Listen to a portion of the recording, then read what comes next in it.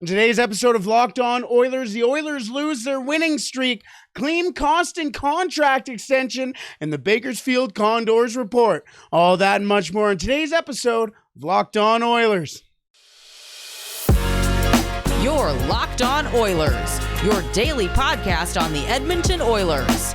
Part of the Locked On Podcast Network, your team every day. Hello and welcome back to Locked On Oilers podcast. I'm your host and former Oilers game day producer, Brett Holden. As mentioned on today's episode, we're going to start off with the 3-2 overtime loss for the Edmonton Oilers against the Columbus Blue Jackets, snapping the Oilers' 6-game win streak. We will talk about that in just a second. But also on today's episode, Klim Kostin contract talks. What will an extension for the Edmonton Oilers winger look like? And will it be sooner than we think? We will talk about that a little later on. And to wrap up today's episode, the Bakersfield Condors Report. Calvin Pickard in the net for all 3 games over the last week.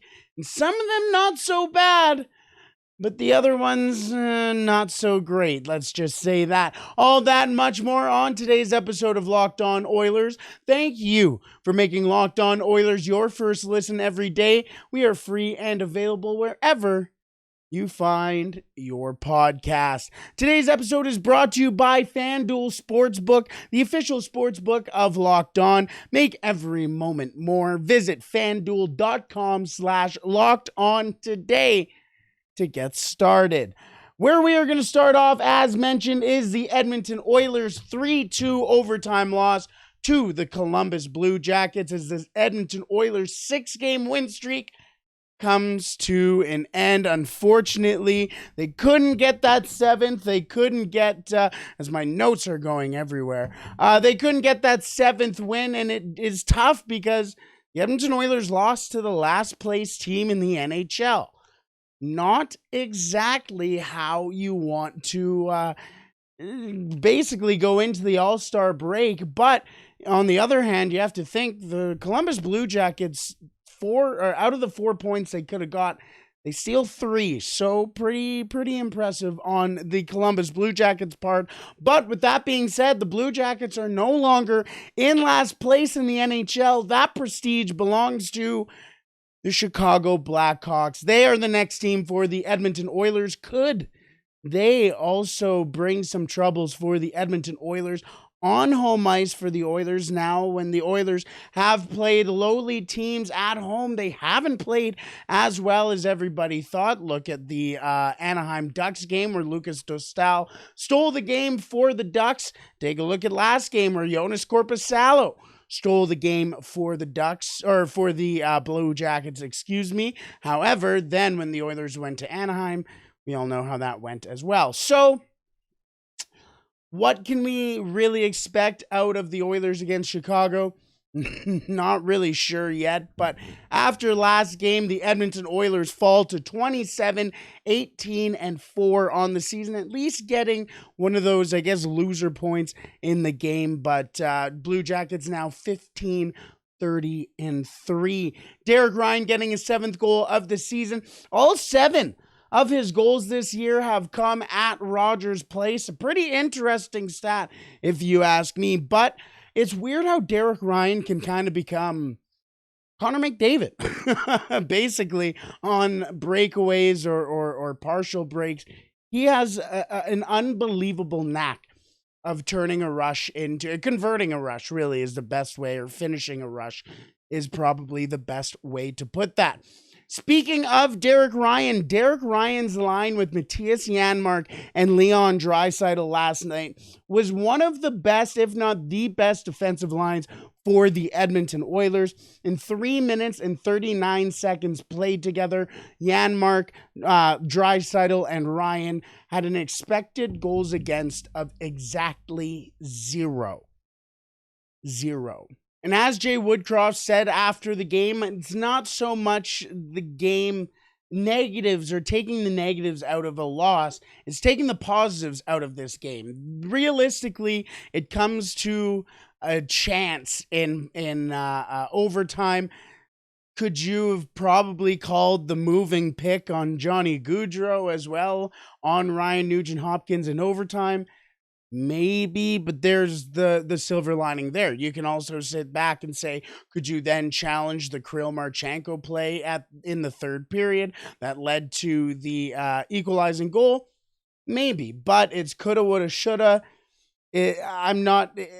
It's those fine margins. I'm not even really upset about A, the way the Oilers lost, and B, some of the calls in that game, at least the calls that I am referring to. I still think the Edmonton Oilers played a solid game. I mean, their numbers can also dictate that as well, especially when you take a look at those lines. I already mentioned Janmark, Draisaitl, and Derek Ryan.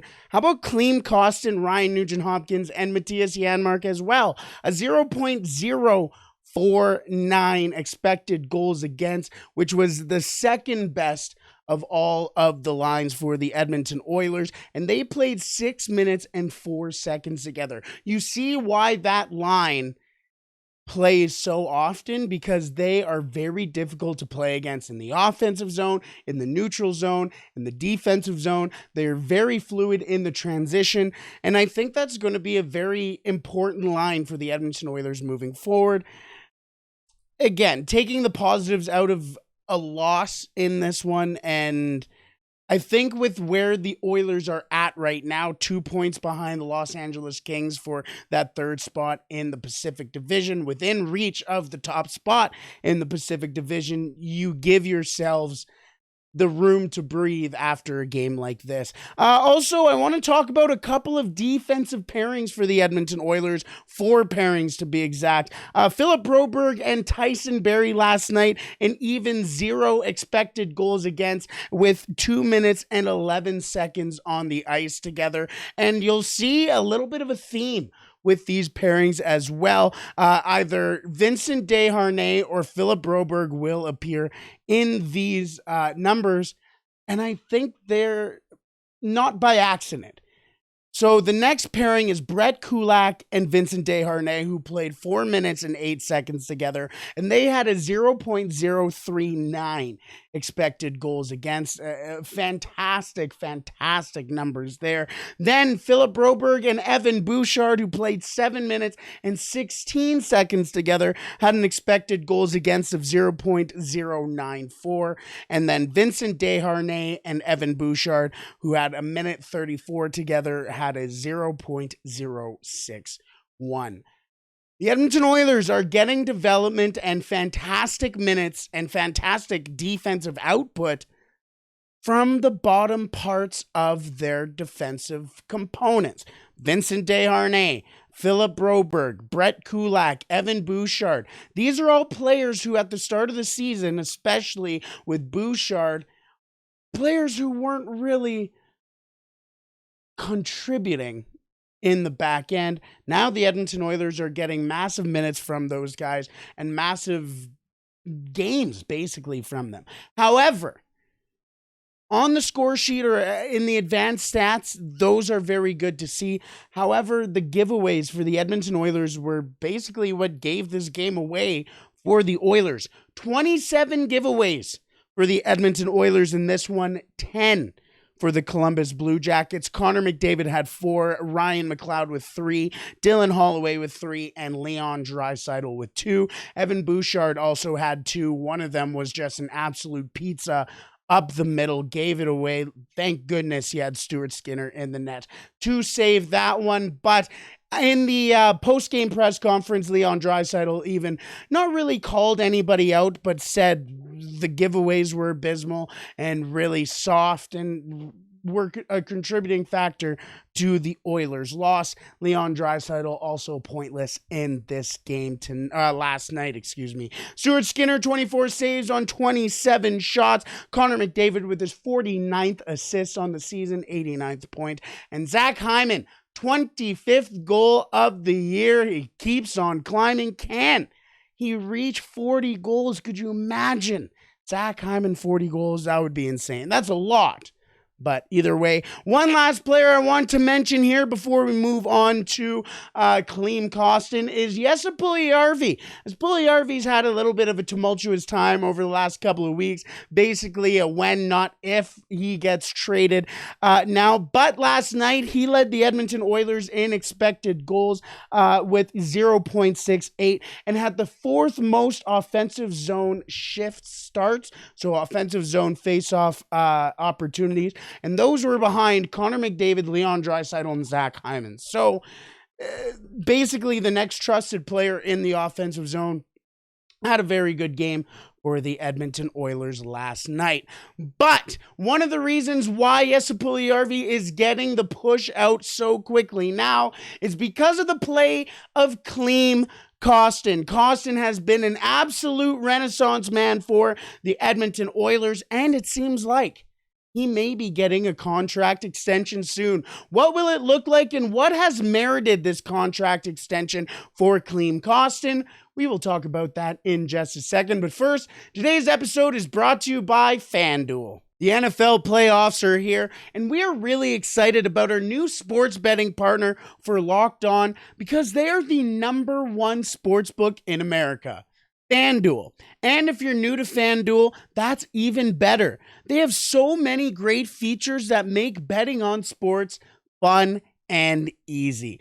New customers join today and get started with $150 in free bets guaranteed when you place your first $5 bet. Just sign up at FanDuel.com/lockedon.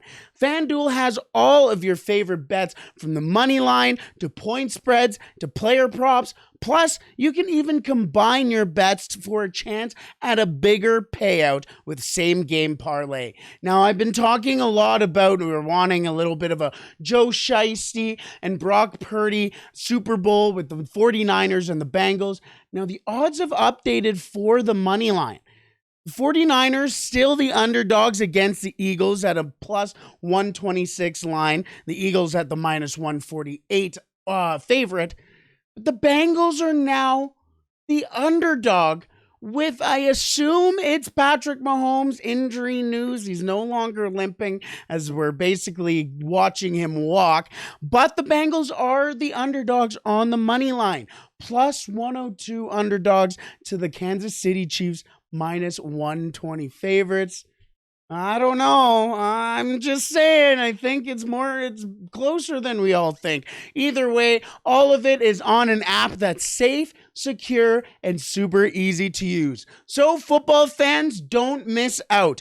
Place your first $5 bet to get $150 in free bets, win or lose, at FanDuel.com/lockedon. Make every moment more with FanDuel, the official sportsbook partner of the NFL. Alrighty, moving on to the Edmonton Oilers fans' favorite player, Klim Kostin. And it's pretty easy to see why Klim Kostin has become a fan favorite here in Edmonton. 33 games played, 9 goals, 4 assists, 13 points, 43 penalty minutes, including 3 scraps, if not 4, I believe 3 off the top of my head.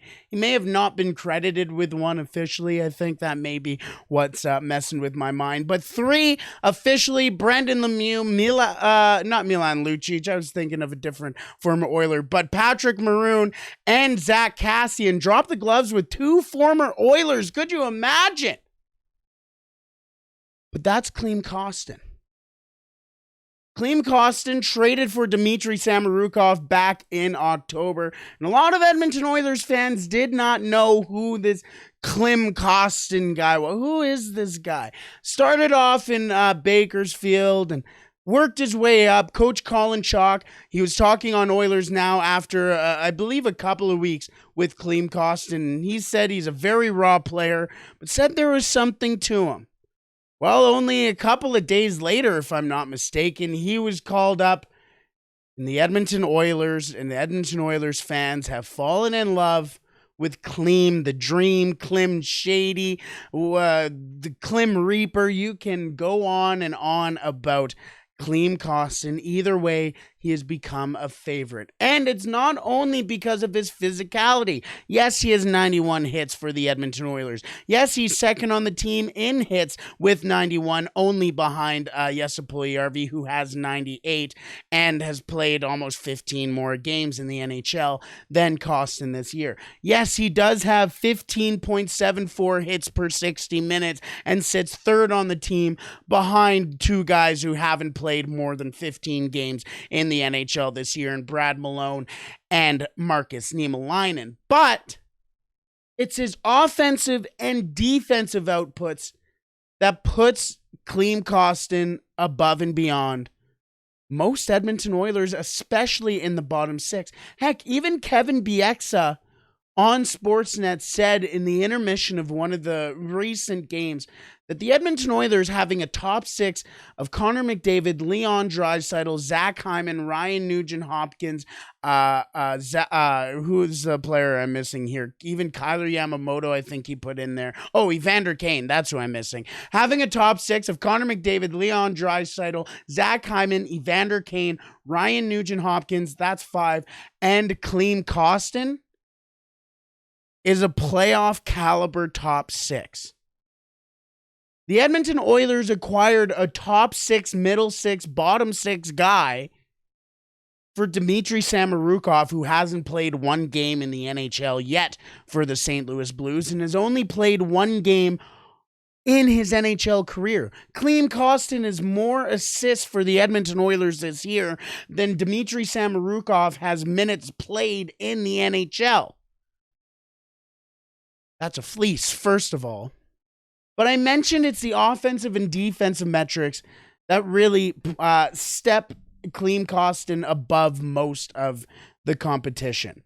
You know my favorite stat for not for the Edmonton Oilers, just in hockey in general, is the goals for and goals against per 60 minutes. Well, Klim Kostin at 5-on-5, because we're only going to use 5-on-5 because Klim Kostin doesn't play on the penalty kill, and if he does play on the power play, it's because Kyler Yamamoto got a stick to the mouth and can't really play. So he doesn't play power play, so those numbers don't really matter. At 5-on-5, Klim Kostin's goals for per 60 minutes sits at 3.28, which is 6th on the Edmonton Oilers. His goals against per 60 minutes sits at a 2.11, which is 5th on the Edmonton Oilers. And then his penalties drawn, yes, penalties drawn, is at 15, 3rd on the Edmonton Oilers, behind only Connor McDavid and Leon Draisaitl. Then, when it comes to actual goals this year, as mentioned, he has 9. He is 5th on the Edmonton Oilers, behind Connor McDavid, Leon Draisaitl, Zack Hyman, and Ryan Nugent-Hopkins. Then it's Klim Kostin. Klim Kostin. Outside of the big four for the Edmonton Oilers, and yes, Evander Kane has barely played any games this year in relation to Klim Kostin, but look at where he is. He has career highs in goals, points, and penalty minutes. He is only going to get higher penalty minutes as we go. And yes, you can sit there and go, oh, maybe he's on a heater. Sure, he has a 23.1% shooting percentage. Fair enough. That's probably not sustainable. But if you're playing, the thing about Klim Kostin is from the junior hockey, this is the exact same game I saw from Klim Kostin as a junior hockey player. And now to be able to kind of develop it, but also play almost the exact same game and have success in it, shows that he has success in his player type. It shows that he's comfortable in his game. And the fact that he can have this success with his play type, just the north-south type game, shows that he's a smart hockey player. He doesn't have to make everything so complicated. Take a look at a player in a maybe not similar situation, and Jesse Puljujärvi, But there's one guy who is excelling in the exact same spot that Jesse Puljujärvi is in, and there's one guy who isn't. So what will a contract extension look like for this guy? Now, Klim Kostin does have an RFA status, so there is that to also take into account. But I think the Edmonton Oilers have fallen in love with Klim Kostin and have found a diamond in the rough. And with that being said, I think the Edmonton Oilers want to keep Klim Kostin as long as they can. Klim Kostin is 23 years old, is having obviously a career year, and the Oilers have put him in a position to succeed. I think Klim Kostin gets a contract north of 4 years. 4 years, 5 years maybe, but I think 4 years is the most comfortable spot. It sounds like it's going to be a long term. It also sounds like the Edmonton Oilers won't be touching $2 million in that extension. So I think the Edmonton Oilers will sign Klim Kostin to a 4-year, $1.75 million AAV contract.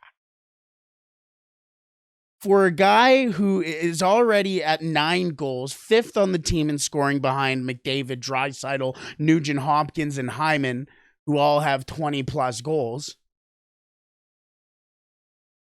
43 penalty minutes, 3 fights, 2 against former Edmonton Oilers, 91 hits in 33 games.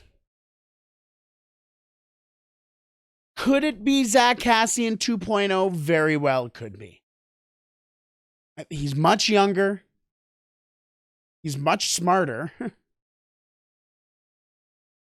And it sounds like the reason, I don't know, Zack Kassian got his extension for certain reasons, but I think Klim Kostin is getting it because he is a fantastic player on the ice. And adds a dimension that the Edmonton Oilers just straight up haven't had for a long time. What do you think? Do you re-sign Klim Kostin? Do you give him a qualifying offer? Do you give him an extension? What would you do with Klim Kostin? Let me know in the comments down below on YouTube. And if you're listening, just head to YouTube and comment there. Or just send me a tweet at Locked On Oilers on Twitter. And let me know. Either way, let's wrap up today's episode with the Bakersfield Condors Report. A little bit of an up and down week for the Condors, but some exciting news for one player in specific and really jumping up the leaderboards in the point race. We will talk about that in just a second.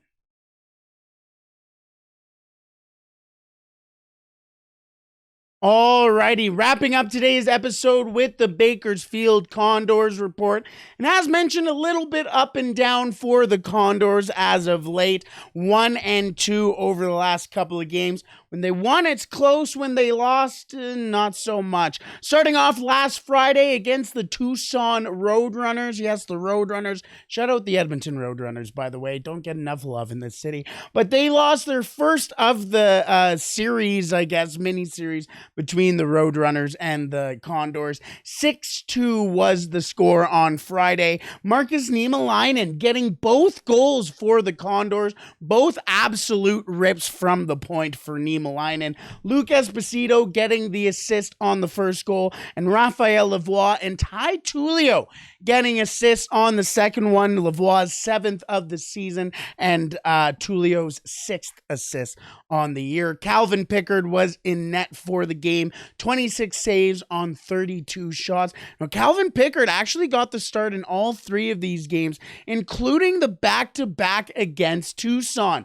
On Saturday night, the Condors came back with a 3-2 win over the Roadrunners. Raphael Lavoie getting a goal in this one, assisted by Luke Esposito and Ty Tullio again. Ty Tullio having a pretty interesting season here. I'll talk about Tyler Tullio in just a bit here, but Justin Bailey, the guy who got a contract recently from the Edmonton Oilers, scores his 5th goal of the year, and Yanni Kaldis gets his 10th assist on the season. Then Tyler Tullio gets the game-winning goal with his 7th goal of the season. Luke Esposito and Xavier Bourgault with the 2 assists on that one. Esposito's 14th assist and Bourgault's 10th. Then the Bakersfield Condors, headed out to San Diego last night, and they didn't exactly... maybe I'm being too harsh, but it wasn't a great result for the Condors. A 5-3 loss. It did include an empty netter, so that's why I'm saying I may be a little too harsh on the Condors. But Philp getting a goal for the Condors, both Philp and Derek Ryan getting goals in this or on the same night. Both University of Alberta Golden Bear alumni. Pretty interesting night for the U of A. But Philp getting a goal, his 7th of the year. Devin Shore getting his first point as a Condor this year, at least, with his assist on this one. And Seth Griffith, his 22nd assist on the year. Then Ty Tullio gets on the board again with his 8th goal of the year. Raphael Lavoie with his 8th assist. And Jason Demers, 12 assists on the year with the Condors. Now, Ty Tullio has been a pretty interesting player for the Condors, a young player coming up from the OHL, selected by the Oilers, I believe, in the 5th round of 2020, the same year as Carter Savoy, if I'm not mistaken. But Ty Tullio, I saw this article from Bruce Kurlock on Oilers Nation mentioning that when and if, I should say, Ty Tullio ever gets time with the Edmonton Oilers, he will also become a fan favorite. Just a guy who really works hard in every facet of the game and goes out there and has been scoring a lot recently. As mentioned, his 8th goal of the year, also getting his 8th assist of the season as well, earlier 6th assist on the year. So a player to maybe watch out for coming up here. I don't want to say undersized. He's under 6 feet tall, but just an absolute spark plug as well. And then Devin Shore getting his first goal with the Condors this year, a pretty nice breakaway goal. Seth Griffith getting the assist on that one, and Michael Kesselring with his 5th assist as well.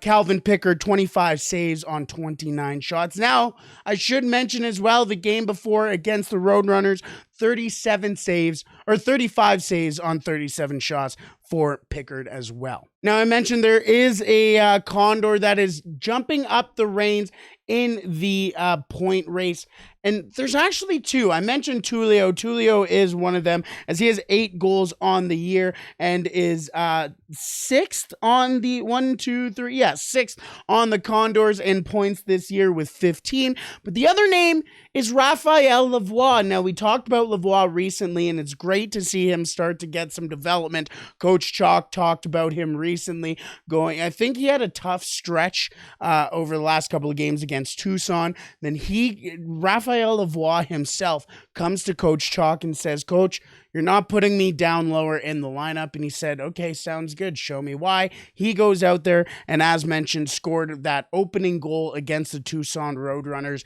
his 8th goal of the year. But he is currently 3rd on the Condors in points with 16 points, 8 goals, 8 assists, 16 points. Behind Xavier Bourgault with 19 and Seth Griffith 33 points. As mentioned, he is an all-star for the AHL this year. Well, let's wrap it up there, folks. Yes, the Edmonton Oilers did get a loss last night against I almost said Bakersfield Condors, against the Columbus Blue Jackets. But the Edmonton Oilers look to go into the All-Star break strong as the Chicago Blackhawks come into town. The newly minted last-place team in the NHL come into town on Saturday night for Hockey Night in Canada, 8 o'clock puck drop at Rogers Place. Let's wrap it up there, folks. Despite the loss last night, go party on and play La Bamba, baby.